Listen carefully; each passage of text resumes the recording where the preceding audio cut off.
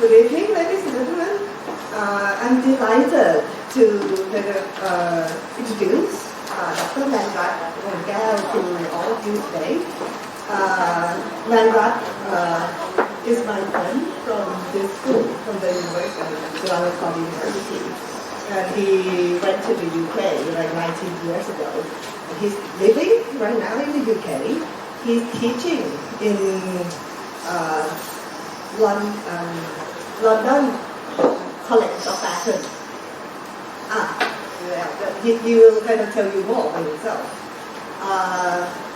I invited him to come to teach with me in IMA program. So the students are like very far behind in the back of the room.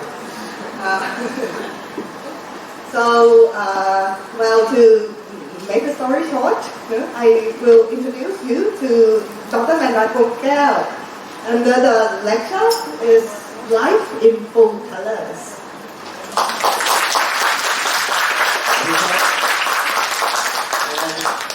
And thank you very much, and good evening, everyone.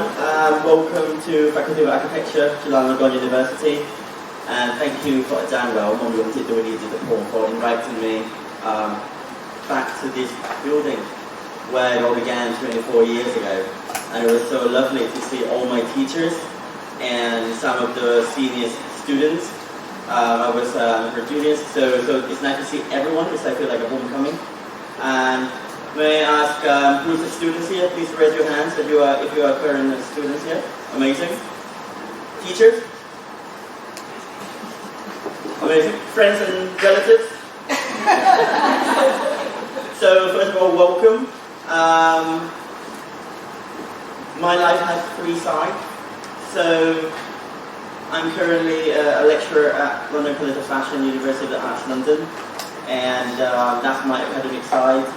So my students can expand from university students like you guys to children in foster care, adults with learning disability, LGBTQ communities, and prisoners. So that's my kind of the shift between academia and something for the community. So community, something about well-being, personal development, that kind of my second area. And I also have my industry side as the independent artist, creative director, stylist, choreographer. So today I will share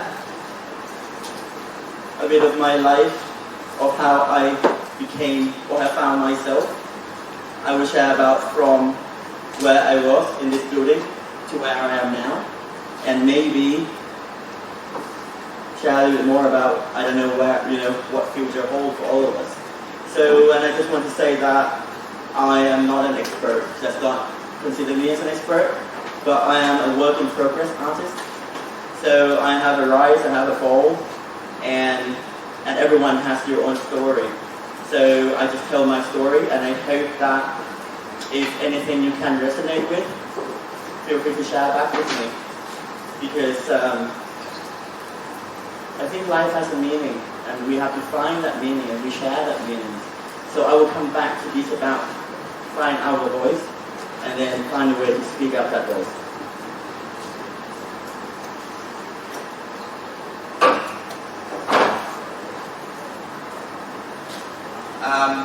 I just a picture of me growing up. This wasn't easy.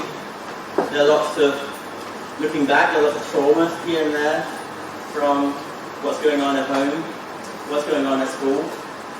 And I remember I joined this program when I was 16, and it was the age when I was ready to come out.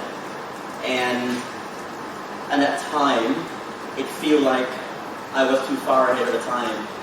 Or maybe it's too much for other people to support me. So therefore, I kind of like feel isolated. And I remember I went to the lecture theatre, and I would just sit right in the center, in the front, and just focus on the study to just almost like distract myself from other things going on around me. And in a year of hundreds of people, I was on my own. So that was quite painful.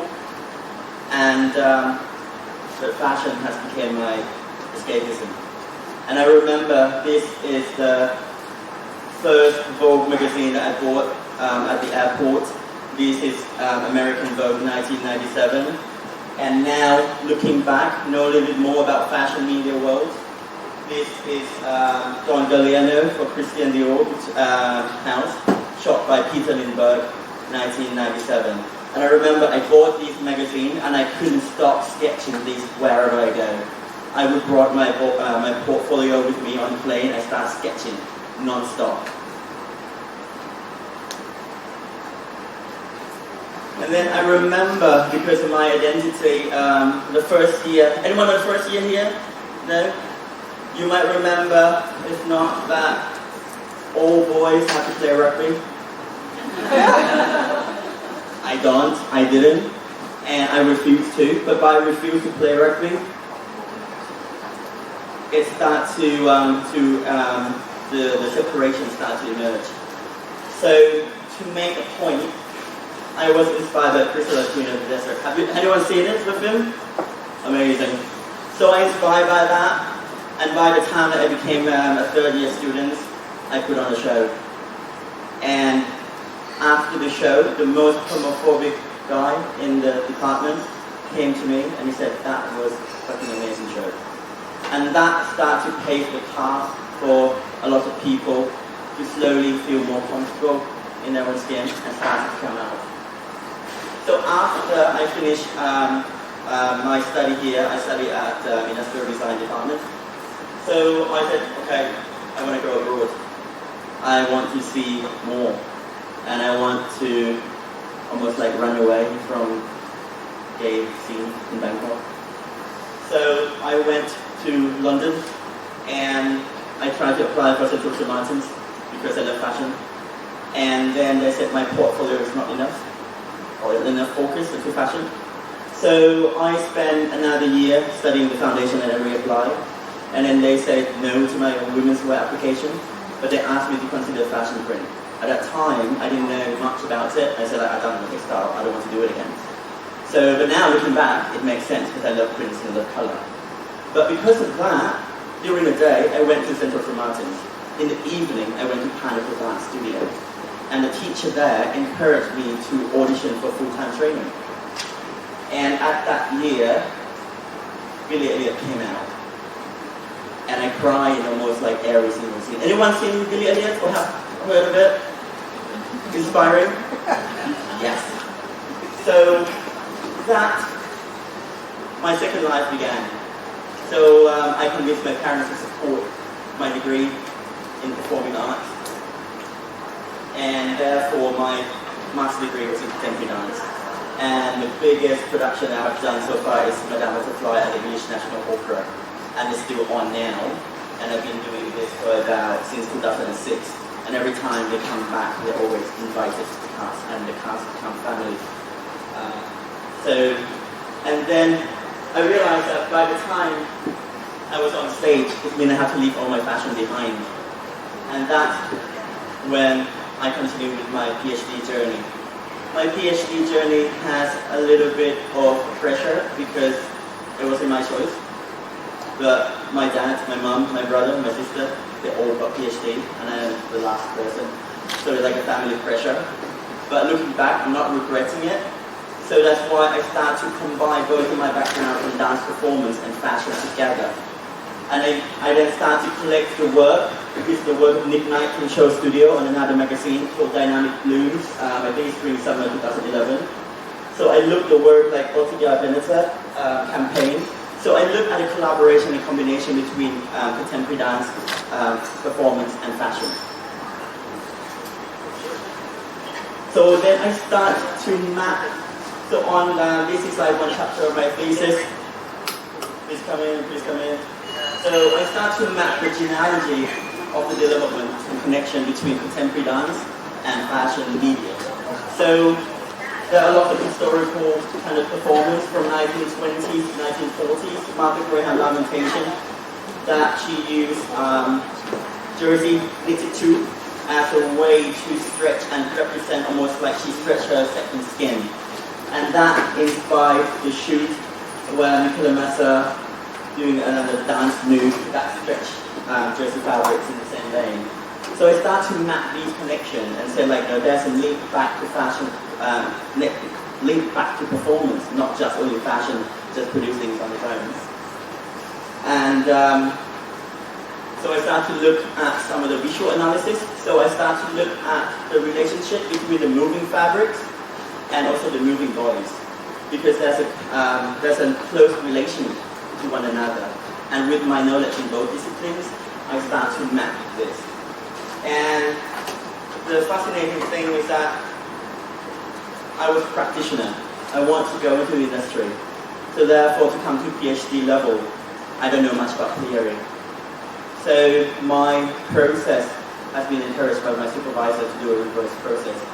I didn't have a research question, but I know what I want to look at. So what I did is to collecting all the case studies that I wanted to see, and from this body of work, start to see what kind of questions and information that emerge in front of me. Then I start to be able to categorize. Yes, I want to look at this because it's about performance. I like this because it's about the way the fabric kind of fit with the body. This one is about lighting. This one is about creative direction. So by putting these into different categories, questions start to emerge, and they start to talk to one another. And this became the process, became the strength, because as a practitioner, I could see things that theorists couldn't. So, and I only bring theory to justify what I see, and this is my way of doing it. And over the whole process, I'm not going to say like my way is the best way, is the right way. We all have different systems, and we have to find the way, the system that works for you. So I will just share my way of seeing and my way of looking. And during PhD, my dad passed away as I was about to start the PhD journey. So my mum here, mum working. So she supported me throughout my PhD time. But at the period of writing up, I felt that, well, maybe I need to take a full-time job to support myself. So I signed up in a suit team company in Saudi Road. And I learned a lot, but I struggled a lot as well. I don't know the reason, but bullying can be quite subtle, especially in the Western countries where everything is so politically correct. So to deal with stress, I went to destructive coping behavior big time, and I can see my life spiraling down. But February 15, I turned my life around, and I got inspired by King's Speech. Anyone seen King's Speech? We have a voice. I have a voice. And I think that kind of resonated with me about we have to find our voice. So I also inspired by Kinky Boots. Anyone seen Kinky Boots?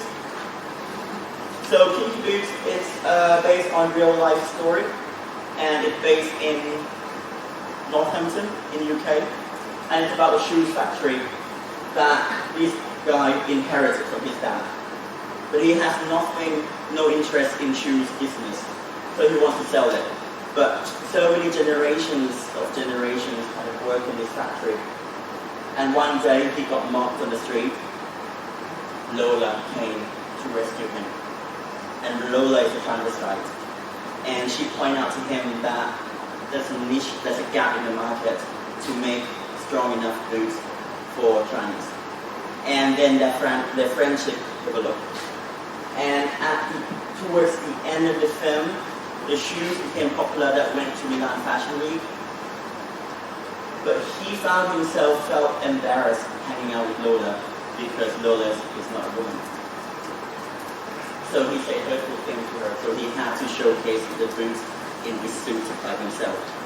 But then towards the end, she came and helped to run the finale of the big catwalk show.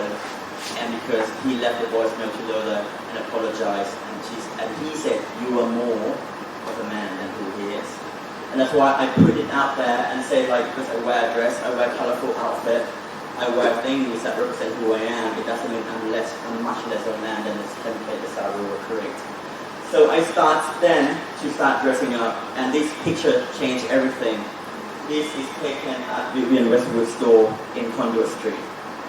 So I try on these skirts and the shoes and the bottom clothes, and I start to dress up as a way to find my voice again.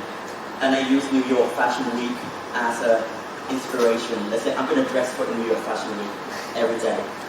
And then became London Fashion Week. And I started to use Instagram. Before, I kind of like, oh, social media, I don't want to do anything with that. But I said, actually, let's make a visual diary. But I'm going to write comments about it. So, and that kind of started to warm people towards the process. Some women even came from the London Underground and came to talk to me. And she sat opposite me and was like, this is brilliant. And I said, thank you very much. How's your evening? How's your day? She said, like, it's very long, but seeing you made my day. Some people walk across the carriage to give me a hug. Some builders I don't even see. Someone shouts, great hat, mate. And I couldn't see who shouting that. I saw scaffolding. I said, thank you. So then I started to realize that being me was okay. It's alright. People can see it. People can appreciate it. And that week, I went to a dance meditation class, and I share some because people talk to me, and already 3 photographers approached me that day. And after the dance class, I share about it's a very strange day. So, but yeah. And then after I share my experience from the dance class, Neil Slightman, he came to me and said, like, this might sound very strange. I'm a photographer, and I want to take a portrait of you.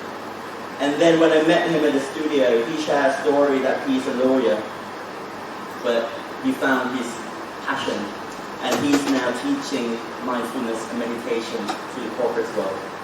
And at that time, I said, well, I want to leave my job, I don't know yet what, and I'm still looking. And he said, leap and the net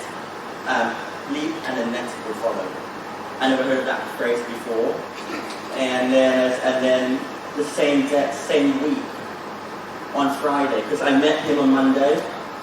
On Thursday, I can't remember her name, but she said that she's a Lady Gaga of London, and she started dressing up, and she also a student at London College of Fashion back in the day, but because of her sexuality, her classmate bullied her, and she lost her scholarship, and she tried to sue those departments. And she came to Soho with a dog, and she dressed like this every day, and we had a shop together. So Friday, I decided, like, there's lots of push to me every day, so I handed resignation without any job lining up. And on Friday, the train started to come in, and the lady came to me and talked to me, and she said, like, how's your day? I said, I just quit my job. She said, congratulations. She said, I did the same, and now I never earned so much money than ever before. She smiled to me, the train kind of came, she went to a different carriage and disappeared. And she said to me the same phrase, leave and the net will appear. So by being me, my journey started from this picture. One of the people that take my pictures were Dylan Jones. He's chief editor of British GQ. He took that shot, and I tried to pose according to the painting of Ted Nolan. And at the time I said, okay, I need a job, right? And maybe it seems like he liked what I wear. Maybe I contacted him. So I reached him out on the Instagram. And he offered me a page straight away. And he said, I wanted to see your portfolio. And the page in GQ came out as this. And I was really pleased that Simon, the photographer, chose the picture in quite a heroic pose. And he allowed me to be all the way I am in the whole page. So the journey continues. But Dylan never get back to me. And Housing Association said that I wanted the property back.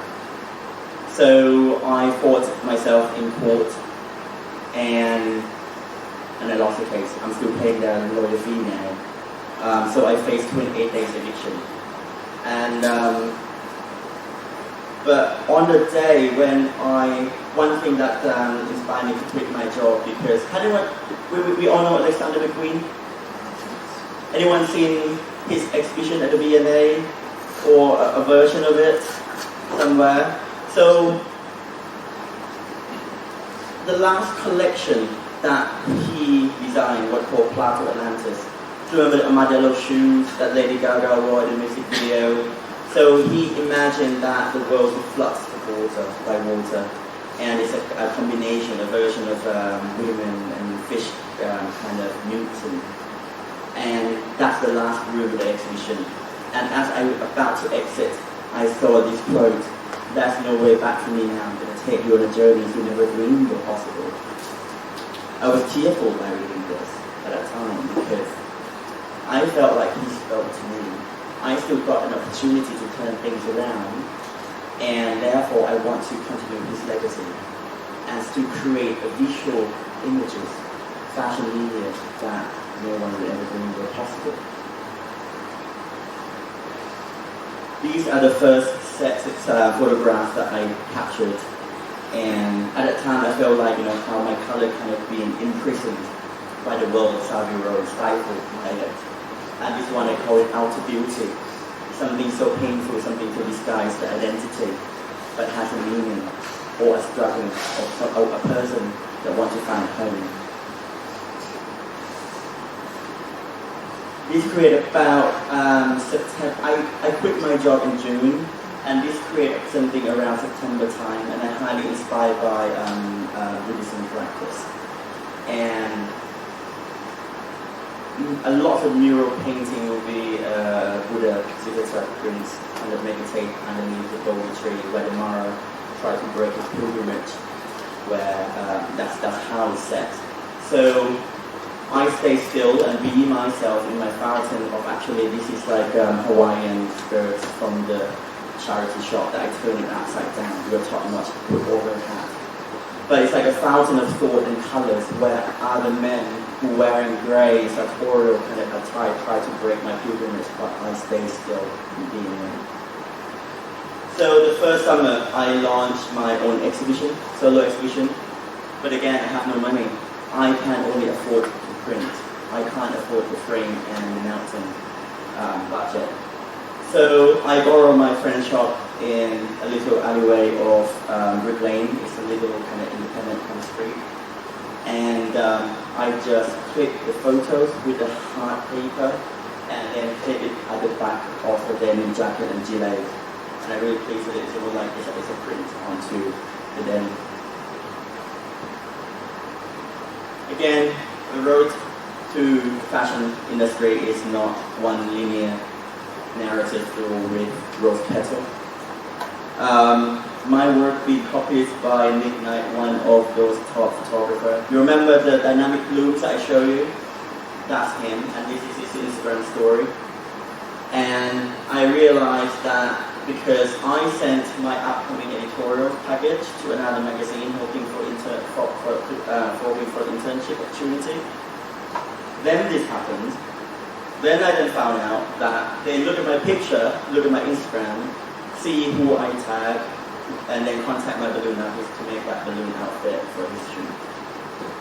That day, I have £7 left on my bank account, on my overdraft. And something like this really hurts. Or even this project, I did a fashion film, 2 days, 8 o'clock in the morning to 10 o'clock at night. And I thought it might be £100 per day, very low rate, that I did the lookbook shoot for the brand. So 5-day preparation and 2 days of shoot. They pay me £150 because it was my contract. And they said, oh sorry, we went over budget. So these kind of things really stings. But it gives me a story. But also I learned a lot from this about copyright, about having a contract. Because lots of these things you have to learn as I go along. So therefore, 1 year after I quit my job in Savvy Row, I contacted a photographer from GQ, we became friends, and I create these photo shoot for Sweet Addiction. But I just want to use balloon to celebrate all the life and joy and color, all of who I am. So we create this. I remember these teacup came from Pound Shop in the UK, and then I rearranged it, and my friend Eddie, who owned the shop in Brooklyn, kind of helped me gluing this, and lots of all the accessories came from his creation. And looking back, he actually studied a short at industrial design with a general pin to do about jewelry. So it's really small world. And so this is a project called Soho Wonderland. And again, Soho is like lots of area in Bangkok that kind of undergone gentrification. So I want to bring the character, the red light district, some color, maybe inspired by Shinjuku, Harajuku in Japan, to bring it back to Soho. And this was my first London Fashion Week. The designer was Billy Jacobina. She's graduated from University of Creative Arts in the Textile Department. And how we met, I went into a building where they showcased a lot of catwalk show for Fashion Week. And I really drawn to her rails. And as I went to her rails, an older lady came to me and she said like, "Oh, this is my niece. Please take this business card. This is her collection." So then, because a lot of her collection was on a catwalk show on another stage, so there wasn't much there. But when I looked at her website, I saw things like this. So I started to borrow her garments for photo shoots. And then she then had her own show, so that I would like to help you. And that's how we worked together. I brought the balloon artist again. And the thing on this one is like she collaborated with the shoe designer. But when the shoe came out, it was geometric, chunky, and in gray. And I asked her, "Do I have to use these?" She said, "No, it's actually just dots." So 2 days before the show, we don't have shoes. So therefore, all my creative direction, I said, let's do pajama party. So the girl would have the hair up, would have a towel, or do these kind of rollers, and then they would paint their nails, they would have drinks, they would have mobile phone. So rather than a static presentation, the model will mingling with the crowd, and it's created atmosphere. Came from because we don't have shoes. We didn't have shoes. So for a lot of students, this could be one way. It's like sometimes the obstacles push us to be more creative and find a way to solve the problem, to be part of the concept. As I work with color, so I want to explore how can I use color to express anger. So I look into punk kind of story, and I kind of embed a lot of movement in it. The story behind that also that we cast 3 male models. So we got 3 of them. The first person who came in after we got makeup done, he said, "Manny, I got anxiety attack. I already talked to my booker. I need to leave now." I said, "All right." So basically, he doesn't leave me any choice, right? So I said, "Okay, maybe the universe asked me to do just 2 shoots. I mean, like 2 models." But I went back to the booker and said, "Can you send me somebody else?" So he sent Ed. Ed is also a dancer. I didn't cast Ed because Ed was a bit shorter, but Ed gave me everything. This shot, we asked them to jump and fly onto the crashing mat. And if the first person would have stayed, we would have that shot. So, things happen for a reason, and I started to trust the process and trust the universe. And the journey led me to Oxfam photo shoot that you saw on the poster. Oxfam called me out of the blue because they were looking for a photographer. And then that photographer didn't get back to them. So they're looking for another option, like a plan B for photographer. And by looking at plan B as an option, they saw collaboration that I did with her. And then they went to my website, they saw the balloon shoots, they said that this is our guy. So the campaign is called Dressed by the Kid. And the idea is a fundraising event, national campaign, so that people can sign up, and then you fundraise. And on that day, you allow your children, your students to dress you to work for a day. And that's why they say seriously silly, that's that slogan. So I kind of like transfer myself into mom, wedding gown, Barbie, with a pirate hat. This could be something happened in the staff room. And this is the one that was in the poster. And somehow they asked me to, because all the garments are sourced by Oxfam warehouse, so I went to the warehouse and scouted these items. And everything on the rail, they set me a challenge to like, can you wear everything? And they time me and they ask the audience to kind of put the number on, and who got the number in terms of like the duration, how long it take me to wear these 21 items, win the prize. So, and then work with Oxfam, I started to get inspired by the theme of sustainability. So this is shoot called In Access, and it published in Glass Book magazine in New York, and all of the garments are by recent graduates from different fashion schools, and everything that a model wear can be recycled. This is unpublished work. I have tried all my best, so I got in this, I call it the Uniform Man. GQ has a photo shoot called the Uniform Man before, but they collect all the high-end pieces that look like a uniform. So I got inspired by that work, but I went to Royal Academy of Art, and there was a summer exhibition where 100 pieces of work were exhibited. There was a quote say that it was written on a Vietnam War veteran person who passed away, but on his tombstone he said, when I was in the military, they gave me a medal for killing 2 men and a discharge for loving them. And that really hits me, how we impose particular values or particular pressure on one another against humanity, love and acceptance. And this, so I started to bring my story to these texts on the tombstones, and how I struggle to fit in the mold that Savio created for me, the uniform mold. So it's about extrapolation, but there's a sense of me in there, how he looked through the frame of something so hyper-masculine. And I call it the Uniform Man, and it's also being shot on the same year, I think 2 years ago, when UK we celebrate 50 years of legalized because being homosexual was a crime 50 years ago, and they just lifted that law 50 years ago. And I got also with the journey this shoot called Lost Boys, and this theme that came out from photographer Nick Pate. And when I saw the garments, my friend introduced me to Diane. Diane creates customized kimono, and she would use applique, start to stitch things, and she got inspired by Frida Kahlo, so she put lots of flowers on her head, and she's like a rainbow auntie. So my friend walking his dog in the park, same park that Diane was walking the dog. As my friend saw Diane, he said, Diane and Manny, you should meet.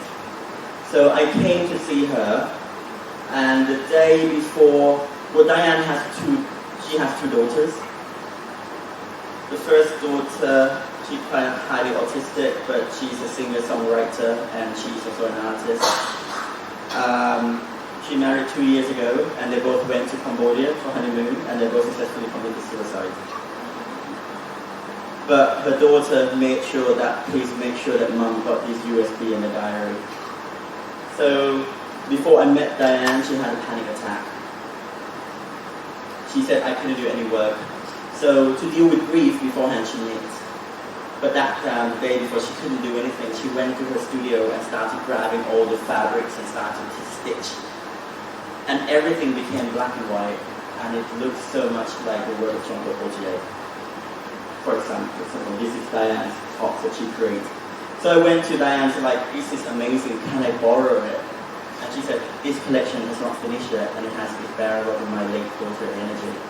But I'm willing to make something new for you. So I gave her my black coat and my black waistcoat that I didn't use anymore.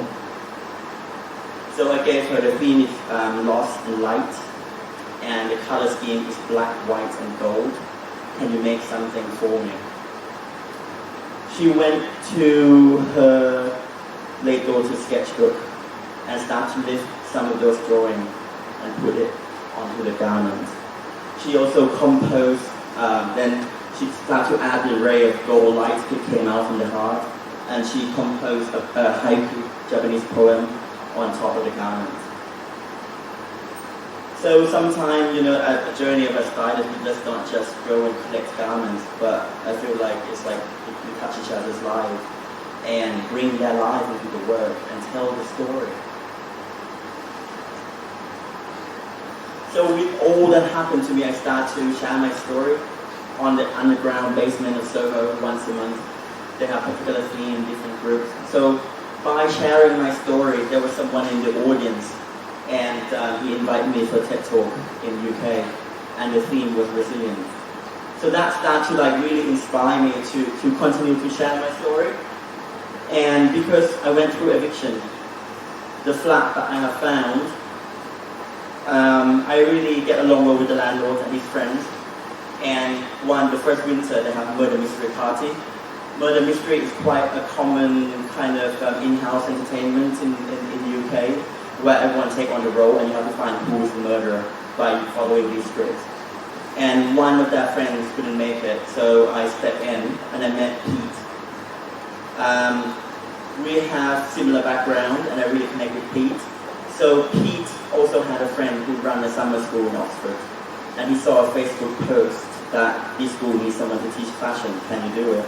I don't know much about the quality of the school or students. I said, yes, I need a job, and I'll give it a go. And I still remember because one of my supervisors at ID, he told me that, Manrutt, you're not good at designing. You're better off at the theory. And I think there were lots of things in there that still scar me and kind of prevented me from doing something of the artwork and the design work. But now looking back, a lot of people said, no, there's lots of creativity within my work, so I want to continue to challenge that. But it's like, what we say to the younger generations is very important, because that can really damage the self-esteem. And like computer, we have this algorithm, and to change the algorithm, we need a lot of new evidence and new support to challenge that. So I got inspired. So I started to circulate all my beliefs and social system and a lot of visions into the brief. So I asked my students to create a wedding gown, but only use everything that can be recycled. I didn't plan it to be a final major project, but I spent so much time and effort. So basically these are bin liners that I found in the classroom. And I didn't realize that the graduation ceremony is going to be in Oxford University church hall. And then when I saw those wedding dresses in that church hall, it was magical. This one they learned about silhouette design, and the brief asked them to sketch. And I said, I can't teach them how to do silhouette design by just 2D, let's make it 3D. So I gave them, your group, you can only work with square, your group, you can only work with circle, your group, you can only work with triangles. Give me something you can wear on your head. I didn't call it a hat, because it can be anything. And I said it can be a size of at least 1 foot by 1 foot by 1 foot. And I asked them, the theme for you is, because they're all girls in the class, they are 14 to 16. I said, your theme is how to celebrate being a woman. So the circle group said women produce children, and children become population for the earth, like a mother earth. So they create a globe on the top of the big piece. So this is started the group. They created a TNT. They said women's minds are very sharp. Don't fuck with them. So that story inspired me to continue to teach. I really fall in love with it organically. So I started to be a visiting lecturer here. I knocked on every door, and one door that opened was Institute Marangoni. So I was an acting program leader there. And I continued working with a lots of industry and also education. This is a picture I told you guys they call a breakthrough team. So basically they handpick talented students and then train them to build into their artistic director team. So I gave them a talk about how I style their show, that using color imprints, that working with that concept. And that kind of 1 year ago, I joined London College of Fashion, University of Arts London, at the BA Fashion Styling Production, which I'm teaching now. We're nearly there. So by being in at the LCF, I had an opportunity to teach the outreach school because they want to promote fashion as a subject for people who might not be able to afford or know much about it. There might be the first generations that want to go to university. The parents might be on a housing benefit. So all the sessions are free of charge. And I set the terms, the theme, they have to produce a fashion image. And they said you can use the reference from dancehall, reggae, hip hop. And the work will be exhibited at ICA, which is International of Contemporary Arts in the UK, which is like a big deal. But when I looked at the brief, I said that's only focused on one particular culture. And it doesn't represent the diversity of students we have here. So I introduced the term interculturalism here, where it's not just about respect individuals and what's the word?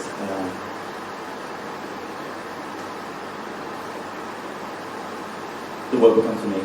But it's not just about respect each culture, but actually it's a shared experience. That's why the inter is going through that.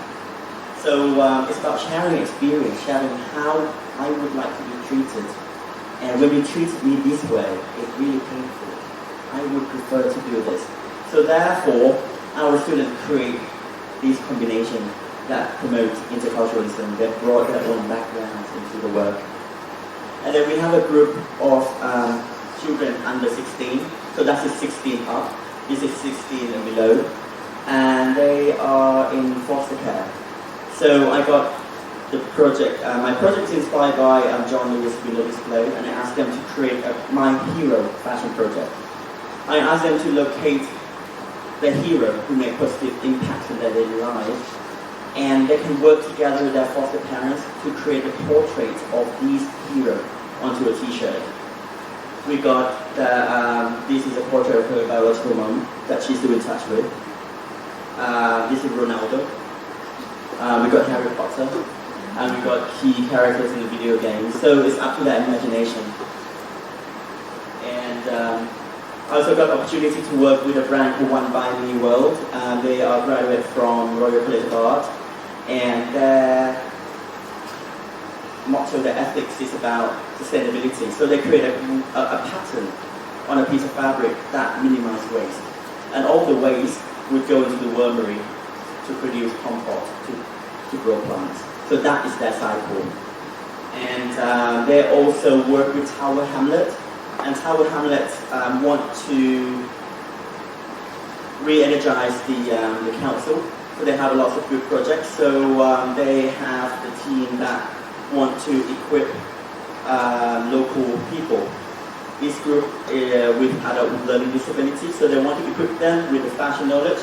So these people can work in the canteen, in the cafeteria, work in the school, so then they can be more independent. So this project, I style these young adults, and also I asked them to be a hero for a day. And I asked them to think of 3 movements to represent their superpower, and then we capture those on films. And on the way to into the lift to the shooting venue, one of the girls said this is like one of the most happiest days in her life. And for her to say things like that really moved me, and highly rewarding to see how we can make positive impact to a lot of people in the world and the community. So this is a workshop that I led a few times in the LGBTQ retreats, and I call it Drag Salon. Drag Salon doesn't come to me. It's somebody sets it, and then they couldn't make it, so the organizer asked me, can you take over? And I said, I can. So I want to change a few things. I want to celebrate something about dressing up. And I want a little catwalk show at the end of the workshop, because in the past, you dress up and then you just go and have tea. But I want to, because these men, some of them are not even out. Some of them never dressed up before. Some of them never put the makeup on before. Some of them never wear high heels before. But they trust this process. They trust one another, and they trust me. and we put on a show just to celebrate their newly found identity. And I put on a show a few times, and last summer, someone in the audience was a TV producer, and he got a project to capture pride in a male prison up north in the UK. So he invited me to be part of the crew to bring my drag salon for male prisoners. And it was one of the most once in a lifetime experience. There were lots of politics. The governors wanted to ban my workshop because they didn't know what drag means, and they were worried that it might provoke violence that they didn't want to deal with. So they asked me to share my story. They allow me to share what I plan to do, and then they also allow me to pass the materials to the crowd like this. And then I left the material in the box, in the hall, during tea break. That's when all the prisoners, because there were people signing up in advance want to take the workshop, both gays and non-gays, and they started dressing themselves up. One guy came to me, he was waiting for a sentence. He hasn't been sentenced how many years yet. And I started to discover there are lots of people who disclose their sexuality before they join the prison. Or some people came out during the prison. Some people pretend to be straight for safety. Some people pretend to be gay for comfort or need a time in the prison, and they have straight life. So this really fascinated me about human contacts and beings and comfort and safety. So this guy, he pretended to be straight. He came to me and said, Manny, I want to try high heels.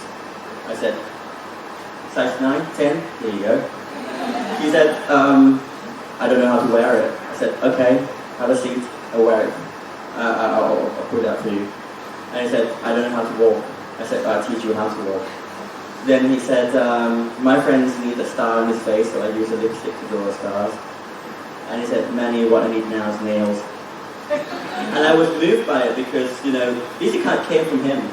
And then I have to make sure that the guard got nail varnish remover because everything else you can take off. But that will stay on during dinner time. So, but there are lots of heartbreaking story, but it's really inspiring, and to see how his face lit up because he can be who he is. Right? So now I still continue making visual artwork. I still showcasing a lot of recent graduates because Gucci, Louis Vuitton, Fendi, they don't need any more publicity. But there are lots of emerging artists that need showcasing. And now I also realize that by showcasing, it doesn't guarantee money to them. If I can afford, I will commission them to make a piece for me to wear, so I can wear something unique, and also they got money to support their brands. And this is, I call Color Warrior. And I said it's a visual journey of our inner child before he became a man. And the term Color Warrior was given to me by the creative director at the Oxfam photo shoot. So I'm going to send this picture to an illustrator in New York to draw around it. The reason why I contacted him because I put my picture on Instagram and I hashtagged the designer. And then the designer reposted on Instagram. And then the illustrator said, oh, I really love this, but you know what, this is my illustration. And he said, I would like you to be my spirit animal. I said, okay, I know one of asked me that before. So, and this can be the first collaboration that we work together. So I also, the journey brought me to her name is Anna Dominic. She graduated from London College of Fashion as well. She studied shoes design. And I collaborated with her on a few shoes. And then she got a pop-up space at Selfridges in London. So she said, I hate public speaking, can you talk something about art and fashion? And I said, sure, I can. But also knowing her, she's about 25, independent businesswoman from Ukraine. So therefore, all her guests also are women. So I linked fashion, art, and womanhood together. And at the back of the poster, I asked the audience to write down what they would like to celebrate being a woman. Same as I asked my students. One of the ladies asked, I want to write this, but I don't know whether it's appropriate. I said, sure what? She said, like, I want to write breastfeeding. And I said, absolutely. Because, you know, sometimes there are lots of complaints, right, and about indecency. But that was the first contact between a mother and a child, and it's the most nourishing point, and that's absolutely worth celebrating. We also have beauty, freedom, self-acceptance, and happiness, and being kind there. Anyone seen X-Men? I'm highly inspired by X-Men because I can see myself as a mutant. Maybe because I don't really fit in with lots of places, and because Professor X, Xavier, Charles Xavier, he set up a school, and it's a school for gifted youngsters. And with the X-Men Apocalypse, what I picked up on that was that he said the mutant is not about learn to control their power, but actually it's learn to celebrate those power. And I really capture that because we've been controlled, we've been manipulated, we've been taught, we've been curated by so many external influences.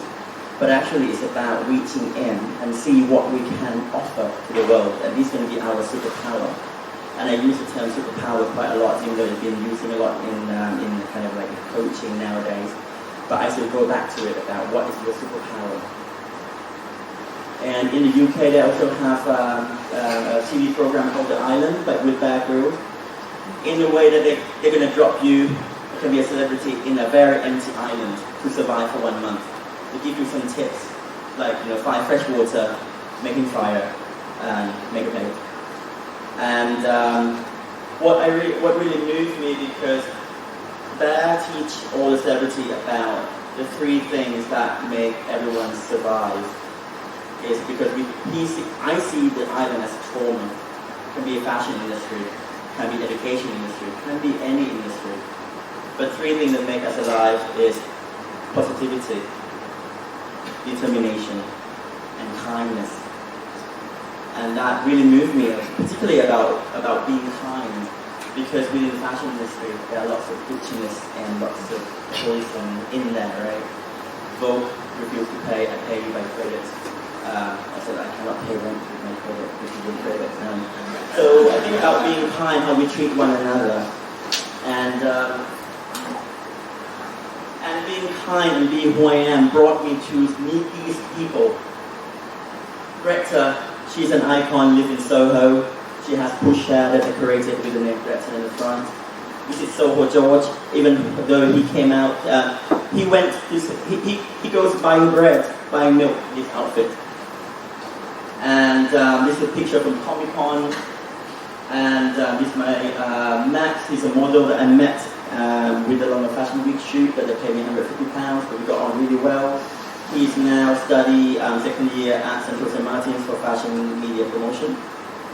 And this is Michiko Kushino, the one I collaborated with, and I found, because Michiko clicked like on my Instagram page, and I said, is that Michiko Kushino? So that's how we met one another. That's a picture of Diane, the one that created the heart shape, the Lost Boys. Fashion Week. This is designer Mira Mikati, the one that regrabbed my post that the New York guy found, my illustrator found me. This is Charlie Cullen, head of menswear. He was the head of menswear at Tony and Guy. We did a recent shoot together. This is my time in Oxford about creating a headpiece. So he really inspired me to continue to teach. Because he asked me how long I've been teaching. He said this was my first time. He said, like, well, this is like natural. So I kind of trained on that. So this is a casual chronicle, Emma. Emma is, she's an accountant, but she loves drawing. So the story was, I was queuing to watch the show, and then she came to talk to me and asked, can I take a picture of you? I created an exhibition. And then she shared a story that actually she was on the double-deck bus. The bus kind of drove past me. She saw me. She already late for her date. But she then said, I need to speak to this guy. So she pressed the stop, one stop early than she needed to get out, and she ran back to find me. And when I went to the exhibition, I realized that actually 2 of my portraits were on the poster. So she saw my back in Soho, but she didn't know that that was me. But I recognized my outfit. So, so this is I can't remember her name, but she's German, but she has a small shop in Brick Lane. But then because of gentrification, she had to close it down. But every time I went to the area, I always come and visit her. So this is Fabian. He gave a talk on the impact of abuse in the fashion industry. And I really learned a lot from there. And that kind of inspired me to bring personal development and psychotherapy into fashion and art practice that link to movement. And next to Fabian is Karen Franklin. She was the chief editor of ID magazine. And she's now a guest speaker, a writer, and a good friend that she started empowering women. And she has an organization called All Walks Beyond Catwalk. So she wants to talk about body positivity, plus-size models, and diversity within fashion industry. And I met Rebecca Swift. She's a management director at Get Image in London. And I met her because I was a guest lecturer at Plymouth College of Art, and they invite both of us to the exhibition, and I met her there. And all of this happened not because of my credibility or anything else, but from being inclined to be who I am. And that's one point I want to bring up here. And even, I think this is going to be my last slide. So I met Lalita at the Grand Palace this trip. That day there was a ceremony at the Grand Palace, so I couldn't get in. So I just sat by a little terrace. I found peace within the Grand Palace, and she talked to me, she wasn't sure whether I was Thai or not. So she talked to me, and then she said that, she shared her journey back. She said that I quit my job as well, so now she make Purmalai, the flower arrangement made of crystals, and that's her business. She said sometimes she was struggling, but she said I couldn't follow the system. My friends still work 9 to 5, that's okay, but she couldn't, and she shared my story. And after I left Grand Palace, I felt it was really quite very thirsty. So I went to this cafe behind Wat Po, and that's this Guy and Gun. Guy came talk to me straight away. He said he told all his staff that I want to serve him. And he started to talk about my outfit, because we look like graffiti, like I paint on the fabrics, but it's actually print. And so I shared with them about the reason why I was there, and I want to do some more research for a general course here about which location that would be good for the students to visit. And he kindly doing a small tour for me in the area, and he said, this one already gone, this is gone, this one has been taken by the government, waiting to be resold or to be auctioned. So lots of life here being pushed across the river. So he then continued to live and have the cafe where his grandmother lives, and have a shop there. And some of you have, Lu Frutti, you call Lu Frutti, Uncle Frutti. He was selling fruit outside the faculty when I was here 24 years ago. He is still here, and we talk more this time. And today he told me that he has a son who suffers from bipolar, and therefore that was the reason why he has to continue working and not go into retirement. But he really enjoyed it because he can see all of us, and he can have conversation with us. And if you engage with him, you might see that he wants to talk to you non-stop. But again, it's about kindness and about being who we really are, and that's to warm everyone. And again, we're all human beings. So, I promised 2 final slides. This is one of the quotes that my teacher told me. He called it 4-fold ways. And the first thing is about to show up.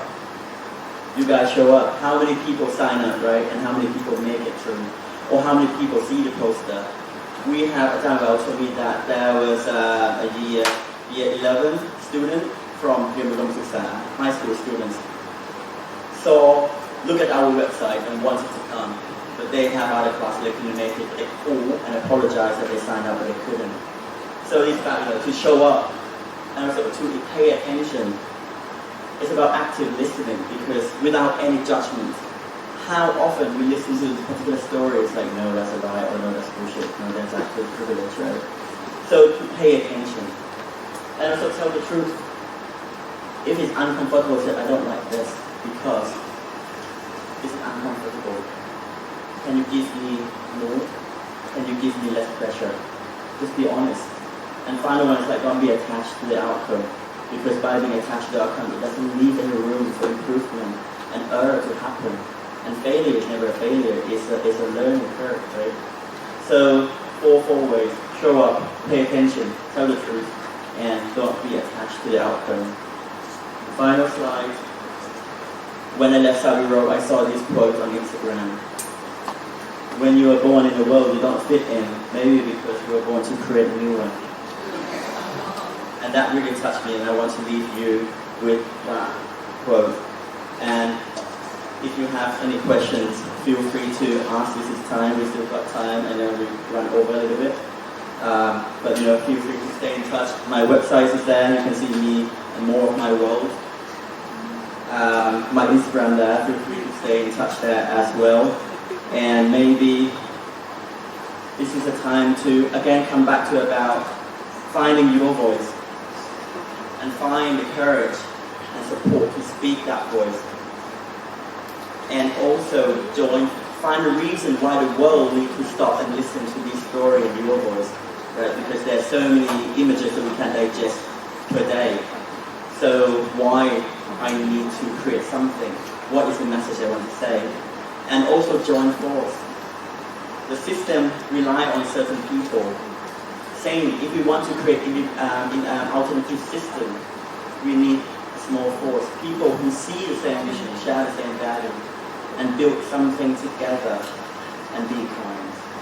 So I want to leave you with that. Thank you very much.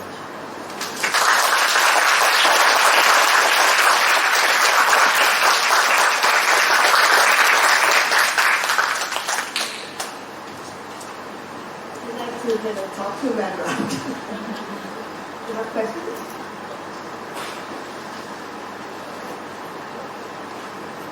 Questions, comments? Something you want to share?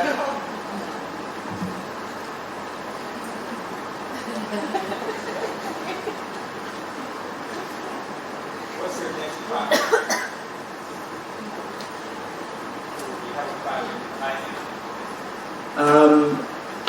This year, just like each year, or when my birthday came, I would try to find a theme or what's occurred to me, what drives me up. And I asked universe, as long as I can make my art, as long as I can teach art to improve life of others and community, I want to do that. And I don't know yet whether that's going to be with the higher education, going to be with the communities, they're going to be across the Atlantic, here and there, or work with UNESCO, UN, NGO, I don't know, but something along that I would like to. And also by being back home, this trip, a lot of feelings run through me. I walked through a lot of memory lane, both positive, negative, challenging, rewarding, and it's good to be home, to reconnect with my root, meet my mom, meet my friends, new friends, teachers, you guys. So I really enjoyed my time here, and it's opened my eyes that I started to see life that I didn't see before, I took for granted. Yeah.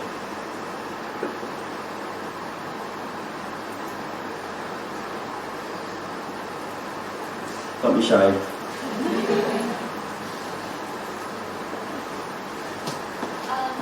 Just one little comment. I just like to say thank you. I think when I saw the poster, I think the poster was very intriguing. I have to admit that I didn't know at all, like, your background or anything, but I actually just started teaching at India now, and Ajahn Kind actually shared that with us, and I think it was interesting, so I attend. But I would like to say that thank you very much for your lecture. I think it's very inspiring, and I don't know, it's just also a very positive dynamics that I think everyone in this room probably need now. Thank you. And thank you very much for sharing that as well, because for someone like me, I cannot just projecting my voice into the air, but having you guys to kind of like ensure me that what I have been doing, what I have been living is worthwhile. And thank you for speaking up and share, because as a teacher to teacher, that is something that I know the world have done, so is passing your knowledge on to the next generations of creative artists, and that is what we do, and that's what we enjoy doing, and that's why we choose this profession. Any more questions or comments? Otherwise, I'm going to ask you guys a question. Please raise your hand if you are happy with what you're doing right now.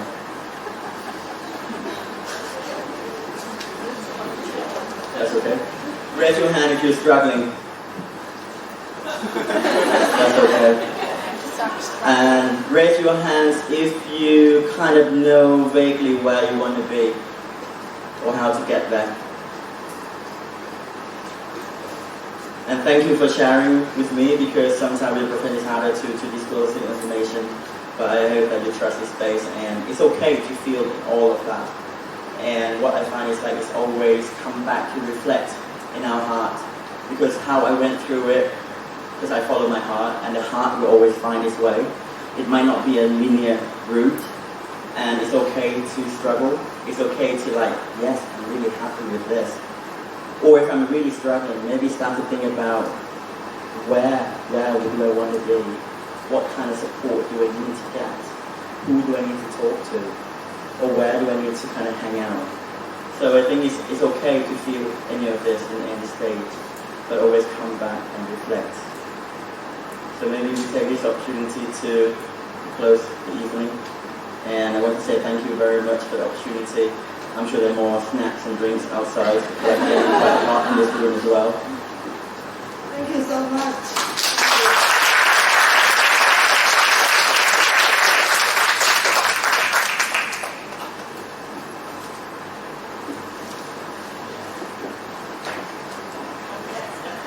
Alright, thank you. And I will be here for a bit longer as well, just to catch up with my friends. So we might go for drinks or food or something, so feel free to hang around. But I understand it's a big